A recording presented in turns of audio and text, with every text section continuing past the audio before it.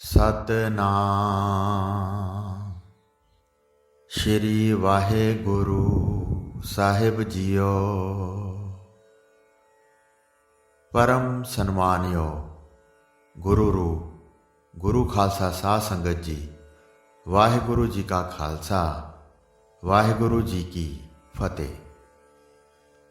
ਨੌਵੇਂ ਪਾਤਸ਼ਾਹ ਧੰਨ ਸ਼੍ਰੀ ਗੁਰੂ ਤੇਗ ਬਹਾਦਰ ਜੀ ਦਾ ਆਗਮਨ 1 ਅਪ੍ਰੈਲ ਸੰਨ 1621 ਅਤੇ 19 ਮਘਰ ਸੁਦੀ 2 ਸੰਮਤ 1628 ਬਿਕਰਮੀ ਦਿਨ ਐਤਵਾਰ 1:30 ਪਹਿਰ ਰਾਤ ਰਹਿੰਦੀ ਅੰਮ੍ਰਿਤਸਰ ਵਿੱਚ ਹੋਇਆ। ਸ਼੍ਰੀ ਗੁਰੂ ਤੇਗ ਬਹਾਦਰ ਸਾਹਿਬ ਜੀ 6ਵੇਂ ਗੁਰੂ ਸ਼੍ਰੀ ਗੁਰੂ ਹਰਗੋਬਿੰਦ ਸਾਹਿਬ ਜੀ ਦੇ ਘਰ ਅਤੇ ਮਾਤਾ ਨਾਨਕੀ ਜੀ ਦੀ ਕੁੱਖੋਂ ਗੁਰੂ ਕੇ ਮਹਿਲ ਅੰਮ੍ਰਿਤਸਰ ਵਿਖੇ ਪ੍ਰਗਟ ਹੋਏ। ਬਾਲਾ ਪ੍ਰੀਤਮ ਤੇਗ ਬਹਾਦਰ ਸਾਹਿਬ ਜੀ 6ਵੇਂ ਪਾਤਸ਼ਾਹ ਜੀ ਦੇ ਸਭ ਤੋਂ ਛੋਟੇ ਸਾਹਿਬਜ਼ਾਦੇ ਸਨ। ਆਪ ਜੀ ਦਾ ਪਹਿਲਾ ਨਾਮ ਤਿਆਗਮਲ ਸੀ।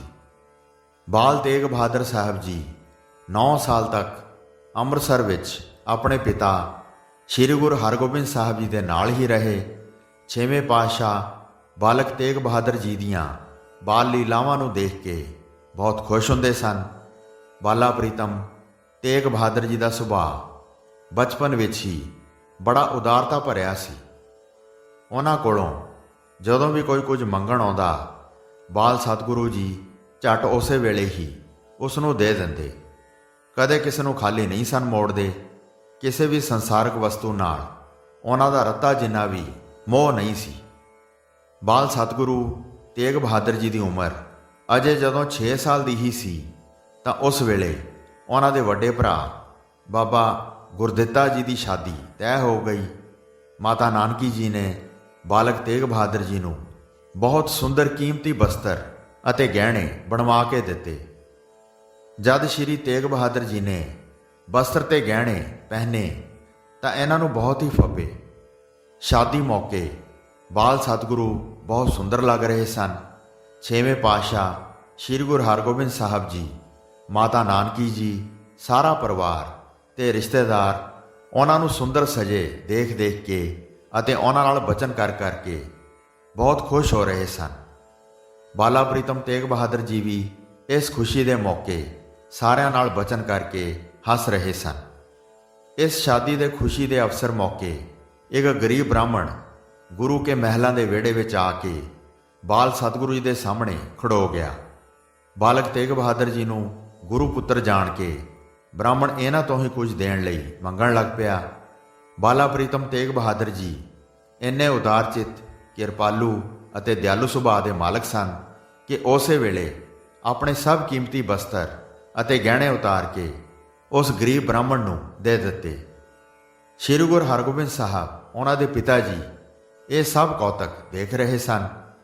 ਖੁਸ਼ ਹੁੰਦਿਆਂ ਬਾਲ ਸਤਿਗੁਰੂ ਤੇਗ ਬਹਾਦਰ ਜੀ ਨੂੰ ਆਪਣੀਆਂ ਬਾਹਾਂ ਵਿੱਚ ਚੁੱਕ ਲਿਆ ਤੇ ਸਭ ਦੇ ਸਾਹਮਣੇ ਬਚਨ ਕੀਤਾ। ਬਾਲ ਤੇਗ ਬਹਾਦਰ ਜੀ ਇੱਕ ਸੱਚੇ ਗੁਰੂ, ਸੱਚੇ ਸੰਤ, ਧਰਮ ਰੱਖਿਅਕ ਅਤੇ ਹਿੰਦੁਸਤਾਨ ਦੇ ਧਰਮ ਨੂੰ ਬਚਾਉਣ ਵਾਲੇ ਹਿੰਦ ਦੀ ਚਾਦਰ ਹੋਣਗੇ। ਬਾਲਕ ਤੇਗ ਬਹਾਦਰ ਜੀ ਦੀ ਉਮਰ ਥੋੜੀ ਹੋਰ ਵਧੀ ਤਾਂ ਉਹਨਾਂ ਨੇ ਆਪਣੇ ਪਿਤਾ ਸ਼੍ਰੀ ਗੁਰੂ ਹਰਗੋਬਿੰਦ ਸਾਹਿਬ ਜੀ ਦੀ ਦੇਖ ਰੇਖ ਵਿੱਚ ਗੁਰਮਤਿ ਵਿੱਦਿਆ, ਲਿਖਾਈ, ਪੜ੍ਹਾਈ ਅਤੇ ਸ਼ਸਤਰ ਵਿੱਦਿਆ ਸਿੱਖਣੀ ਸ਼ੁਰੂ ਕਰ ਦਿੱਤੀ।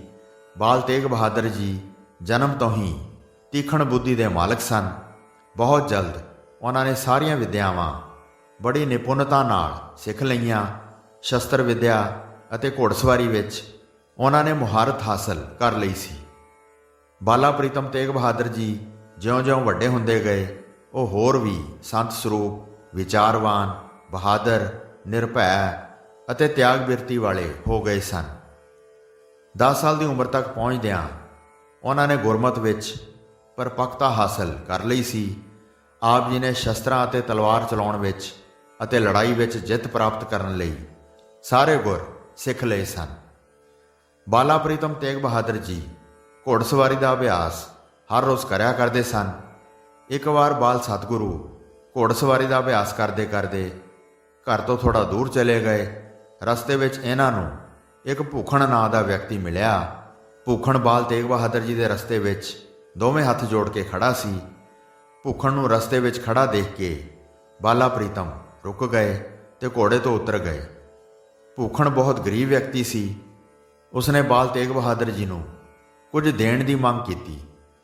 ਕਿਰਪਾਲੂ ਬਾਲਾ ਪ੍ਰੀਤਮ ਤੇਗ ਬਹਾਦਰ ਜੀ ਨੇ ਭੂਖਣ ਨੂੰ ਆਖਿਆ ਕਿ ਇਸ ਵੇਲੇ ਤਾਂ ਸਾਡੇ ਕੋਲ ਇਹ ਘੋੜਾ, ਪਹਿਨੇ ਹੋਏ ਬਸਤਰ ਅਤੇ ਸ਼ਸਤਰ ਹੀ ਹਨ, ਸੋ ਤੂੰ ਇਹ ਸਭ ਕੁਝ ਲੈ ਲੈ।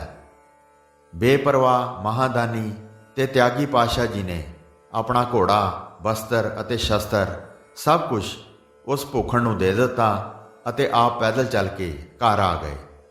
ਇਸ ਤਰ੍ਹਾਂ ਬਾਲਾ ਪ੍ਰੀਤਮ ਸ੍ਰੀ ਗੁਰੂ ਤੇਗ ਬਹਾਦਰ ਜੀ ਦੀ ਕੀਰਤੀ ਦੂਰ ਦੂਰ ਤੱਕ ਫੈਲ ਗਈ। ਸੰਨ 1634 ਵਿੱਚ ਬਾਲ ਸਤਿਗੁਰੂ ਤੇਗ ਬਹਾਦਰ ਜੀ ਆਪਣੇ ਪਿਤਾ ਸ੍ਰੀ ਗੁਰੂ ਹਰਗੋਬਿੰਦ ਸਾਹਿਬ ਜੀ ਨਾਲ ਅੰਮ੍ਰਿਤਸਰ ਤੋਂ ਕਰਤਾਰਪੁਰ ਆ ਗਏ। ਇਸੇ ਸਾਲ ਹੀ ਇਹਨਾਂ ਦੀ ਸ਼ਾਦੀ ਕਰਤਾਰਪੁਰ ਜ਼ਿਲ੍ਹਾ ਜਲੰਧਰ ਦੇ ਰਹਿਣ ਵਾਲੇ ਸ੍ਰੀ ਲਾਲ ਚੰਦ ਜੀ ਦੀ ਸਪੁੱਤਰੀ ਮਾਤਾ ਗੁਜਰ ਕੌਰ ਜੀ ਨਾਲ ਹੋ ਗਈ। ਬਾਲ ਤੇਗ ਬਹਾਦਰ ਜੀ ਹਮੇਸ਼ਾ ਅਕਾਲ ਪੁਰਖ ਦੇ ਸਿਮਰਨ ਵਿੱਚ ਜੁੜੇ ਰਹਿੰਦੇ ਸਨ।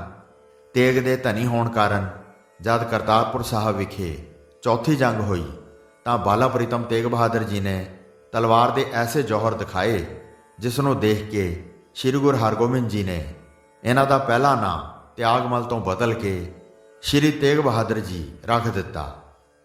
ਛੇਵੇਂ ਪਾਤਸ਼ਾਹ ਸ੍ਰੀ ਗੁਰੂ ਹਰਗੋਬਿੰਦ ਸਾਹਿਬ ਜੀ ਦੇ ਨਾਲ ਬਾਲਾ ਪ੍ਰੀਤਮ ਸ੍ਰੀ ਤੇਗ ਬਹਾਦਰ ਜੀ ਕਰਤਾਰਪੁਰ ਦੀ ਜੰਗ ਵੇਲੇ ਤੱਕ ਨਾਲ ਸਨ। ਲੜਾਈ ਵਿੱਚ ਬਾਲ ਸ੍ਰੀ ਤੇਗ ਬਹਾਦਰ ਜੀ ਨੇ ਬਹਾਦਰੀ ਦੇ ਖੂਬ ਜੌਹਰ ਦਿਖਾਏ ਸਨ। ਲੜਾਈ ਤੋਂ ਬਾਅਦ ਸ੍ਰੀ ਗੁਰੂ ਹਰਗੋਬਿੰਦ ਜੀ ਕੀਰਤਪੁਰ ਸਾਹਿਬ ਚਲੇ ਗਏ। ਬਾਲ ਸ੍ਰੀ ਤੇਗ ਬਹਾਦਰ ਜੀ ਪਿਤਾ ਜੀ ਦੀ ਆਗਿਆ ਮੰਨ ਕੇ ਆਪਣੀ ਮਾਤਾ ਨਾਨਕੀ ਜੀ ਨਾਲ ਆਪਣੇ ਨਾਨਕੇ ਪਿੰਡ ਬਕਾਲੇ ਆ ਗਏ। ਉਸ ਸਮੇਂ ਬਾਲਾ ਪ੍ਰੀਤਮ ਸ੍ਰੀ ਤੇਗ ਬਹਾਦਰ ਜੀ ਦੀ ਉਮਰ ਲਗਭਗ 14 ਸਾਲ ਦੀ ਸੀ। ਬਾਲਕ ਸ੍ਰੀ ਤੇਗ ਬਹਾਦਰ ਜੀ ਦੇ ਨਾਨਾ ਜੀ ਸ੍ਰੀ ਨਾਰਾਇਣ ਦਾਸ ਜੀ ਉਸ ਇਲਾਕੇ ਦੇ ਬਹੁਤ ਵੱਡੇ ਸ਼ਾਹੂਕਾਰ ਸਨ। ਸ੍ਰੀ ਨਾਰਾਇਣ ਦਾਸ ਜੀ ਆਪਣੀ ਪੁੱਤਰੀ ਮਾਤਾ ਨਾਨਕੀ ਜੀ ਅਤੇ ਬਾਲ ਤੇਗ ਬਹਾਦਰ ਜੀ ਦੋਤੇ ਦੇ ਪਿੰਡ ਬਕਾਲੇ ਆਉਣ ਤੇ ਬਹੁਤ ਖੁਸ਼ ਹੋਏ। ਉਹਨਾਂ ਨੇ ਇਹਨਾਂ ਦੇ ਆਉਣ ਤੇ ਬਹੁਤ ਖੁਸ਼ੀ ਮਨਾਈ। ਬਾਲ ਸਤਿਗੁਰੂ ਸ੍ਰੀ ਗੁਰੂ ਤੇਗ ਬਹਾਦਰ ਜੀ ਦੀ ਸ਼ਾਦੀ ਪਿੰਡ ਬਕਾਲੇ ਆਉਣ ਤੋਂ ਪਹਿਲਾਂ ਹੋ ਚੁੱਕੀ ਸੀ, ਪਰ ਸਤਿਗੁਰਾਂ ਨੂੰ ਜਨਮ ਤੋਂ ਹੀ ਅਕਾਲ ਪੁਰਖ ਦੇ ਸਿਮਰਨ ਦਾ ਚਾਅ ਲੱਗਾ ਰਹਿੰਦਾ ਸੀ। ਬਾਲਾ ਪ੍ਰੀਤਮ ਸ੍ਰੀ ਤੇਗ ਬਹਾਦਰ ਜੀ ਇੱਕ ਕਮਰੇ ਵਿੱਚ ਬੈਠ ਦਿਨ ਰਾਤ ਉਸ ਅਕਾਲ ਪੁਰਖ ਦੀ ਬੰਦਗੀ ਵਿੱਚ ਲੀਨ ਰਹਿੰਦੇ ਸਨ। ਖਾਣ ਪੀਣ ਪਹਿਨਣ ਤੇ ਆਪਣੇ ਮਾਣ ਦਾ ਉਹਨਾਂ ਨੂੰ ਰਤਾ ਵੀ ਖਿਆਲ ਨਾ ਫੁਰਦਾ। ਬਾਲਕ ਤੇਗ ਬਹਾਦਰ ਜੀ ਦੇ ਨਾਨਾ ਸ੍ਰੀ ਨਾਰਾਇਣ ਦਾਸ ਜੀ ਉਹਨਾਂ ਦੀ ਬਹੁਤ ਸੇਵਾ ਕਰਦੇ। ਉਹਨਾਂ ਦਾ ਖਿਆਲ ਰੱਖਣ ਅਤੇ ਸੇਵਾ ਲਈ ਨੌਕਰ ਰੱਖ ਦਿੱਤੇ ਸਨ। ਨੌਕਰਾਂ ਨੂੰ ਹਦਾਇਤ ਕੀਤੀ ਸੀ ਕਿ ਉਹਨਾਂ ਨੂੰ ਕਿਸੇ ਕਿਸਮ ਦੀ ਕੋਈ ਕਮੀ ਨਹੀਂ ਰਹਿਣੀ ਚਾਹੀਦੀ।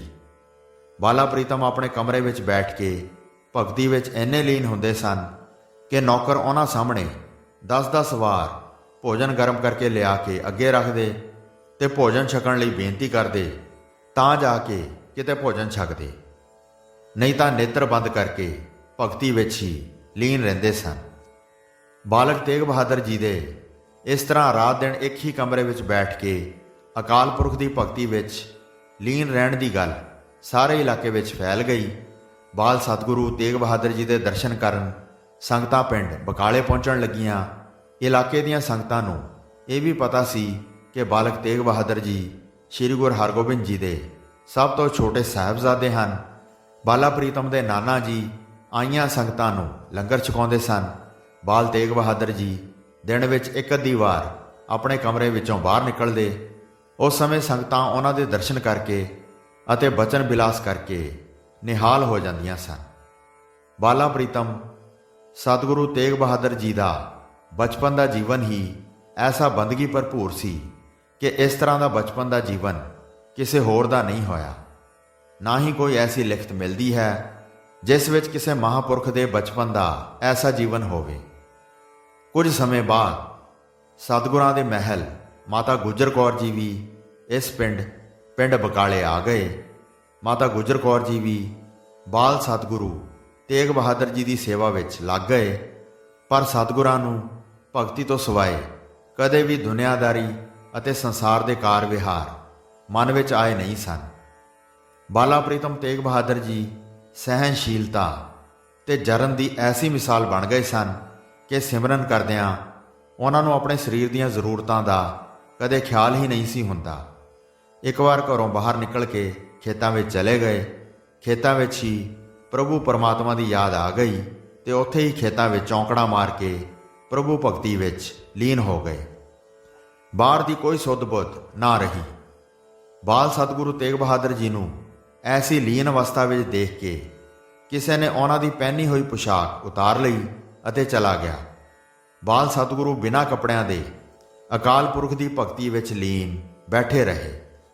ਇਸੇ ਤਰ੍ਹਾਂ ਇੱਕ ਦਿਨ ਸਵੇਰੇ ਬਾਲ ਸਤਿਗੁਰੂ ਤੇਗ ਬਹਾਦਰ ਜੀ ਦਰਿਆ ਵੱਲ ਚਲੇ ਗਏ। ਦਰਿਆ ਦੇ ਕਿਨਾਰੇ ਪਾਣੀ ਵਿੱਚ ਚੌਂਕੜਾ ਮਾਰ ਕੇ ਅਕਾਲ ਪੁਰਖ ਦੇ ਧਿਆਨ ਵਿੱਚ ਲੀਨ ਹੋ ਗਏ। 5 ਦਿਨ ਤੇ ਰਾਤ ਦਰਿਆ ਦੇ ਝੱਲ ਵਿੱਚ ਧਿਆਨ ਮਗਨ ਬੈਠੇ ਰਹੇ। ਇਸੇ ਸਮੇਂ ਦੌਰਾਨ ਨਾ ਕੁਝ ਖਾਧਾ ਤੇ ਨਾ ਕੁਝ ਪੀਤਾ। 5 ਦਿਨ ਵਿਸਮਾਦ ਅਵਸਥਾ ਵਿੱਚ ਗੁਜ਼ਾਰ ਦਿੱਤੇ। ਕਿਸੇ ਸੰਸਾਰੀ ਵਸਤੂ ਦਾ ਅਤੇ ਭੁੱਖ ਤ੍ਰੇਹ ਦਾ ਮਨ ਵਿੱਚ ਖਿਆਲ ਹੀ ਨਾ ਫੁਰਿਆ। ਮਾਤਾ ਨਾਨਕੀ ਜੀ, ਉਹਨਾਂ ਦੇ ਮਹਿਲ ਮਾਤਾ ਗੁਜਰ ਕੌਰ ਜੀ ਅਤੇ ਨਾਨਾ ਸ਼੍ਰੀ ਨਾਰਾਇਣ ਦਾਸ ਜੀ ਨੂੰ ਬੜੀ ਚਿੰਤਾ ਹੋਈ। ਬਾਲ ਸਤਿਗੁਰੂ ਤੇਗ ਬਹਾਦਰ ਜੀ ਨੂੰ ਲੱਭਣ ਲਈ ਨੌਕਰਾਂ ਨੂੰ ਭੇਜਿਆ। ਪਿੰਡ ਵਾਲੀ ਸੰਗਤ ਨੂੰ ਜਦ ਪਤਾ ਲੱਗਾ ਤਾਂ ਉਹ ਵੀ ਬਾਲ ਤੇਗ ਬਹਾਦਰ ਜੀ ਨੂੰ ਭਾਲਣ ਲਈ ਤੁਰ ਪਈ। ਸ਼੍ਰੀ ਨਾਰਾਇਣ ਦਾਸ ਜੀ ਆਪ ਵੀ ਆਪਣੇ ਦੋਹਤੇ ਦੀ ਭਾਲ ਵਿੱਚ ਤੁਰ ਪਏ। ਬੜੀ ਮਿਹਨਤ ਮੁਸ਼ੱਕਤ ਦੇ ਬਾਅਦ ਬਾਲਾ ਪ੍ਰੀਤਮ ਤੇਗ ਬਹਾਦਰ ਜੀ ਨੂੰ 5 ਦਿਨ ਬਾਅਦ ਦਰਿਆ ਦੇ ਝੱਲ ਵਿੱਚ ਬੈਠਿਆਂ ਪਾਇਆ। ਇਸੇ ਤਰ੍ਹਾਂ ਹੀ ਬਾਲ ਸਤਿਗੁਰੂ ਤੇਗ ਬਹਾਦਰ ਜੀ ਇੱਕ ਦਿਨ ਸਵੇਰੇ ਘਰੋਂ ਬਾਹਰ ਖੇਤਾਂ ਨੂੰ ਨਿਕਲ ਪਏ। ਉਸ ਮੌਸਮ ਵਿੱਚ ਕਿਸਾਨਾਂ ਨੇ ਧਾਨਾਂ ਦੀ ਫਸਲ ਵੱਢ ਕੇ ਝਾੜ ਲਾਈ ਸੀ ਤੇ ਪਰਾਲੀ ਦੇ ਢੇਰ ਖੇਤਾਂ ਦੇ ਬੰਨਿਆਂ ਤੇ ਲਗਾ ਦਿੱਤੇ ਸਨ। ਬਾਲਾ ਪ੍ਰੀਤਮ ਤੇਗ ਬਹਾਦਰ ਜੀ ਇੱਕ ਪਰਾਲੀ ਦੇ ਢੇਰ ਵਿੱਚ ਵੜ ਗਏ ਤੇ ਪਰਮਾਤਮਾ ਦੀ ਭਗਤੀ ਵਿੱਚ ਮਗਨ ਹੋ ਗਏ। ਜਦ ਬਾਲਕ ਤੇਗ ਬਹਾਦਰ ਜੀ ਸ਼ਾਮ ਤੱਕ ਘਰ ਵਾਪਸ ਨਾ ਆਏ ਤਾਂ ਉਹਨਾਂ ਦੀ ਭਾਲ ਸ਼ੁਰੂ ਹੋਈ।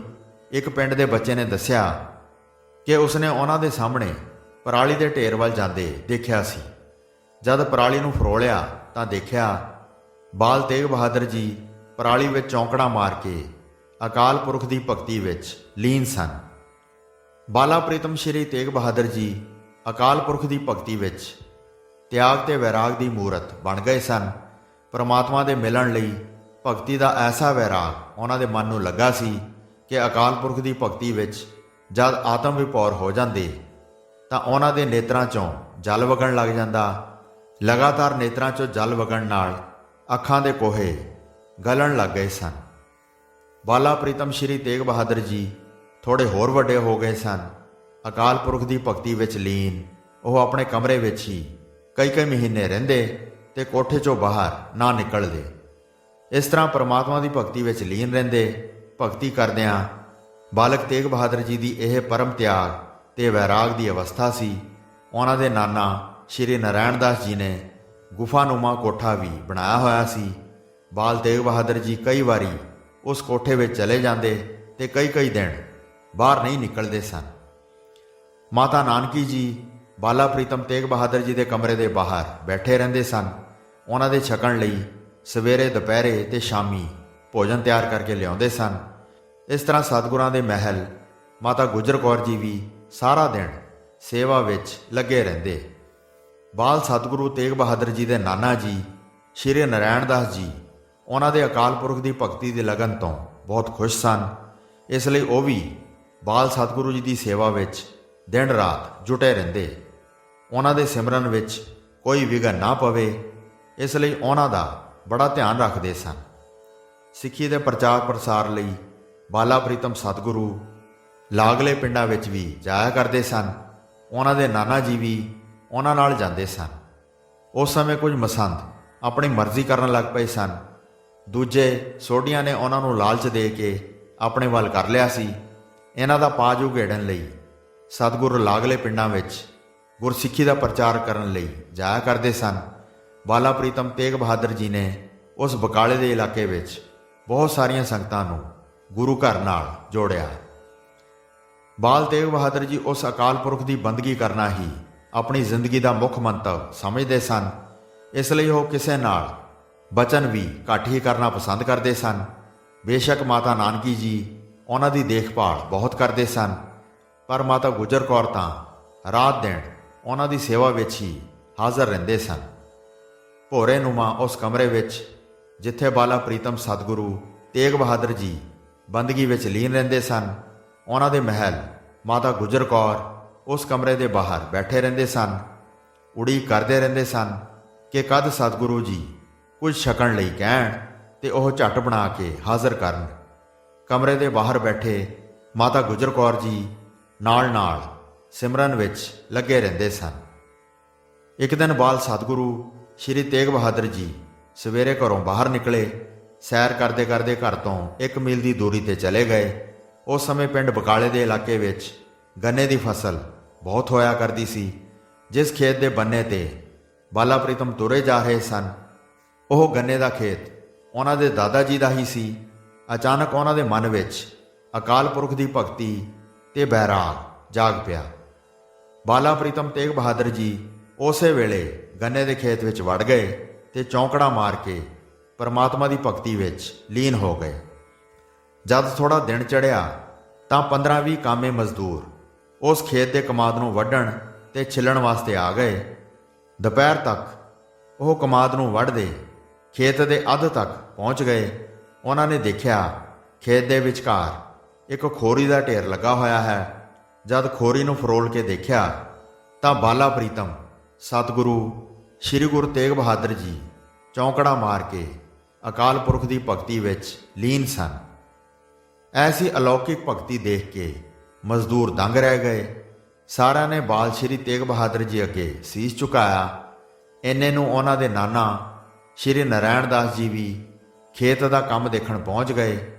ਉਹ ਵੀ ਬਾਲ ਸਤਿਗੁਰੂ ਤੇਗ ਬਹਾਦਰ ਜੀ ਦਾ ਖੇਤ ਵਿਚਕਾਰ ਭਗਤੀ ਵਿੱਚ ਲੀਨ ਚੌਂਕੜਾ ਵੱਜਾ ਦੇਖ ਕੇ ਚਕਿਤ ਰਹਿ ਗਏ। ਉਹਨਾਂ ਨੇ ਅੱਗੇ ਵੱਧ ਕੇ ਬਾਲਾ ਪ੍ਰੀਤਮ ਤੇਗ ਬਹਾਦਰ ਜੀ ਨੂੰ ਬਾਂਹ ਤੋਂ ਫੜ ਕੇ ਉਠਾਇਆ ਤੇ ਪਿਆਰ ਸਤਿਕਾਰ ਨਾਲ ਘਰ ਲਿਆਏ।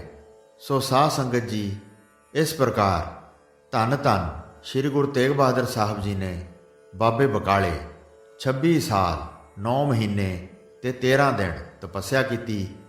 ਇਸ ਸਥਾਨ ਤੋਂ ਹੀ ਗੁਰੂ ਜੀ ਨੇ ਭਾਈ ਮੱਖਣ ਸ਼ਾਹ ਲੁਬਾਣੇ ਦਾ ਡੁੱਬਦਾ ਬੇੜਾ ਪਾਰ ਲਗਾਇਆ ਸੀ।